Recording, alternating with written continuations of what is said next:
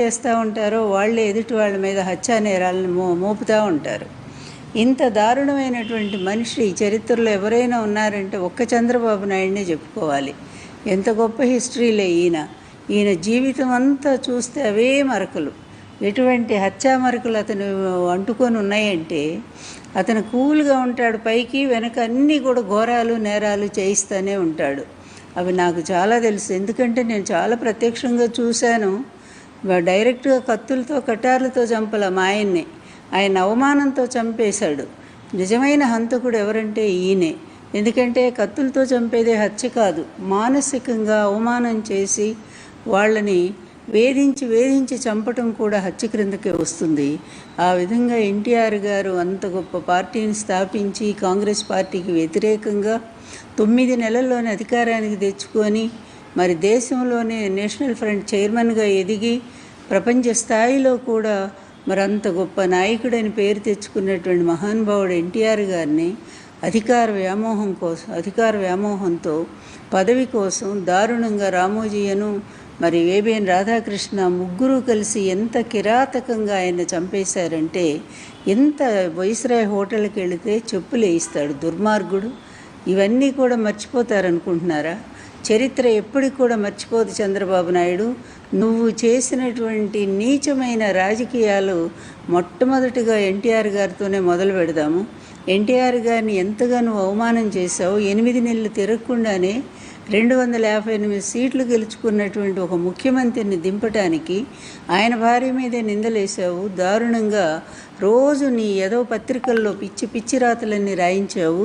చివరికి మరి వైస్రాయ్ హోటల్లో ఎమ్మెల్యేలను బంధించావు.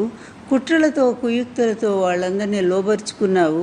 నీ 2 పత్రికలు ఉన్నాయి కనుక పచ్చపత్రికలు 2 కూడా ఇష్టం వచ్చినట్టుగా కుట్రకు ఆజ్యం పోసాయి. అసలు కుట్రకు ఆజ్యదారుడు రామోజీరావే కదా. ఇలా మీరంతా కలిసి ఎన్టీఆర్ని ఎంత అవమానం చేశారు. మళ్ళీ యుగ పురుషుడు అంటూ ఈరోజేమో ఉపన్యాసాలు చెప్తా. సిగ్గు, ఏమాత్రమైన సిగ్గు శరము అనేది నీ జన్మలో ఎప్పుడు నీకు రాయలేదు.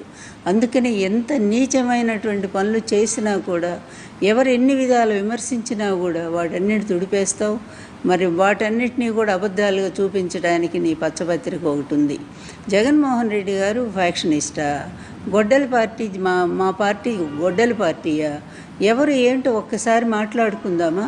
ఎన్టీఆర్ గారితో మొదలుపెట్టినటువంటి నీ హత్యా రాజకీయాలు ఇంకెంత దారుణంగా మాధవరెడ్డి గారు చనిపోయినప్పుడు కూడా మొత్తం నీ మీదే వేలెత్తి చూపారు కదా చంద్రబాబు. ఒక్కసారి గుర్తు తెచ్చుకో. నువ్వు మాధవరెడ్డి గారిని చనిపోయినప్పుడు దానికి కూడా కారకుడు నువ్వేనని చెప్పి చూపించాయి కదా అన్నీ కూడా. ఆ రోజు విపరీతంగా ట్రోల్ కూడా జరిగింది, చంద్రబాబు నాయుడే పరోక్షంగా ఉన్నాడు అని చెప్పి. అలాగే ప్రత్యక్షంగా కూడా బెల్లి లలిత అనేటువంటి మంచి గాయని, మరి ఆమె సమాజం కోసం పాటుపడేటువంటి వాళ్ళతో మరి ఆమె నీ ప్రభుత్వం మీద, నువ్వు చేస్తున్న అరాచకాల మీద, నీ అవినీతి మీద ఆమె పాటలు పాడుతూ ఉంటే ఆమెను ఎంత దారుణంగా చంపించావంటే, సాయంత్రం పూట ఆమెను బయటకు పిలిపించి తెలిసిన వాళ్ళ చేత ముక్కలుగా ఒక మహిళని ఎన్ని ముక్కలుగా నరికి చంపేశారో, ఇంతకంటే దారుణం నీ నీచ చరిత్రకి ఇంకేమన్నా ఉన్నాయా చెప్పుకోవటానికి? బెల్లి లలిత హత్య కేసు నువ్వు కదా, వెనకుండి ప్రభుత్వం కదా నడిపించింది. ఆ రోజు నీ గవర్నమెంటే కదా. అతి దారుణంగా ఆమెను చంపించావే. ఇక అక్కడి నుంచి ఎన్ని రకాలుగా మరి రంగా గారు, వంగవీటి రంగా గారి దగ్గర నుంచి అందరూ నీ వైపే వేలెత్తి చూపారు కదా. పింగళి దశరథరామ్ విషయం కూడా నిన్నే మాట్లాడారు కదా. ఇంతెందుకు, నీ ప్రభుత్వం వచ్చిన తర్వాత ఎన్టీఆర్ దించేసి నువ్వు వచ్చిన తర్వాత రాయలసీమలో ఎన్ని హత్యలు జరిగినాయి, దాని వెనక ఉన్నది ఎవరు చంద్రబాబు? ఒక్కసారి నీకు ధైర్యం ఉంటే ఎంక్వైరీ వేయిస్తావా? 14 మందిని చంపించావు, వెనక పరోక్షంగా నువ్వే ఉన్నావు.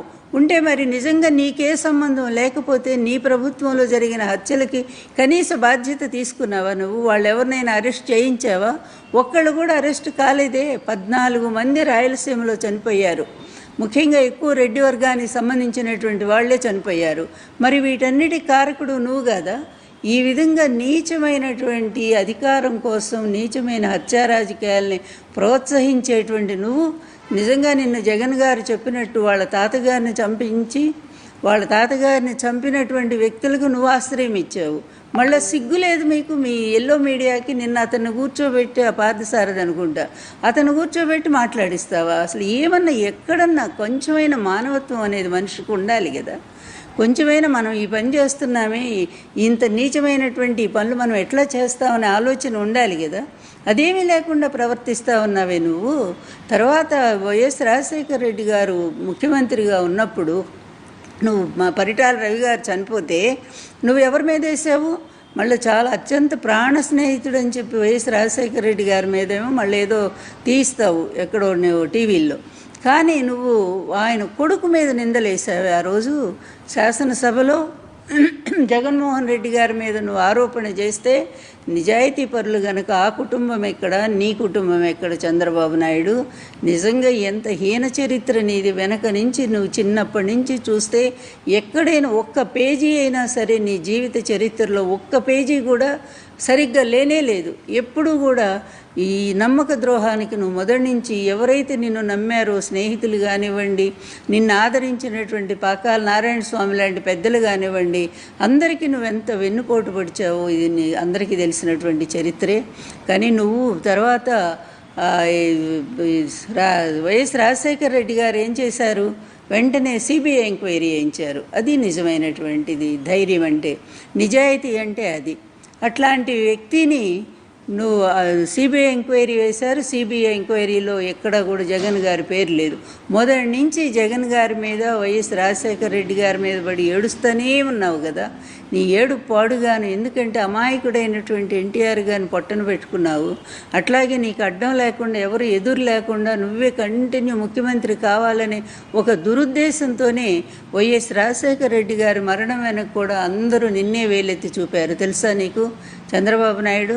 ఎందుకంటే నువ్వు అసెంబ్లీలో 3 రోజుల ముందే కదా నువ్వు మళ్ళీ తిరిగి రావని మాట్లాడిన మాటలు అప్పుడు ప్రతి ఒక్కళ్ళు కూడా తెలుగునాట మాట్లాడుకున్నారు. నీకు అన్నీ తెలుసు. ఎందుకంటే ఆ కుట్రకు నువ్వే కదా కేంద్ర బిందువు. నేనన్నమాట కాదు కదా, ఎన్టీఆర్ గారే అన్ని కుట్రలకి కేంద్ర బిందువు నా అల్లుడనబడే ఈ చంద్రబాబు నాయుడు అని చెప్పి ఆయన జామాత దశమ క్యాసెట్లో కూడా చెప్పారు కదా. ఇలా ఎన్ని కుట్రలు చేస్తావు? నీ బతుకంతా ఇంతేనా చంద్రబాబు నాయుడు? 77 ఏళ్ళు 78 ఏళ్ళు వచ్చినాయి ఈ పాడు బతుకు. ఎందుకయ్యా నీకు ఇంకా కూడా ఏం ఆశ? పాడు ఆశ. ఎన్నాళ్ళు ఏమన్నా 100 ఏళ్ళు అయితే బతకం కదా. 100 ఏళ్ళు బ్రతికినా కూడా ఒక అధము బ్రతికే కదా అది. కళ్ళు కనపడక, కాళ్ళు పోయి, ఏదో అన్నట్టు మతిపోయి, ఇప్పటికే పోయింది అనుకో మతి. అట్లాంటి బతుకు కూడా ఒక బతికే అవుతుందా?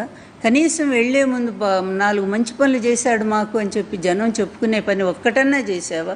ఇప్పటికే అవే కుట్ర రాజకీయాలు. నీ వారసుడు లోకేష్. ఈ లోకేష్ ఒక పెద్ద నాయకుడా, ఒక మేధావా? ఒక్క సబ్జెక్టు మీద 5 నిమిషాలు మాట్లాడలేనటువంటి ఒక పనికిమాలిన వాడిని తీసుకొచ్చి ఆయన ముఖ్యమంత్రిగా చేయటానికి ఇష్టం వచ్చినట్టుగా నువ్వు ఈ కుట్రలకన్నీ తెరదీస్తావా? ఎవరిది గొడ్డల పార్టీ చంద్రబాబు? నీది కదా. నువ్వు చేసినటువంటి ఈ నీచ రాజకీయాలన్నిటి మీద ఒక్క విచారణ వేయిద్దామా? ఒక్క సిబిఐ ఎంక్వైరీ వేయిద్దామా? ఎన్టీఆర్ గారిని మరణానికి కారకుడైనటువంటి ఆ సంఘటన దగ్గర నుంచి ఇప్పటి వరకు కూడా, ఈరోజు కూడా రాష్ట్రంలో నీ ప్రభుత్వంలో ఇష్టం వచ్చినట్టు వైఎస్ఆర్ కాంగ్రెస్ పార్టీ నాయకుల్ని ఇష్టం వచ్చినట్టు చంపిస్తూ ఉన్నారే. మీ వాళ్ళంతా కూడా ఒక్కడన్నా నువ్వు అరెస్ట్ చేసావా? రాషీద్ మొదలుకొని ఎంతమందిని చంపుతావు? ఎంతమంది ఆడపిల్లల మీద అత్యాచారాలు చేస్తున్నారు? నువ్వెట్లాంటి వాడివో నీ పార్టీని కూడా అట్లాగే తయారు చేసావు. ఇది ఎన్టీఆర్ పార్టీ కానే కాదు. నేను చెప్తున్నా, ఇది చంద్రబాబు మార్కు పార్టీ, తెలుగుదేశం. అందుకే అంత అసహ్యం నాకు నీ పార్టీ అన్నా, నువ్వన్నా కూడా.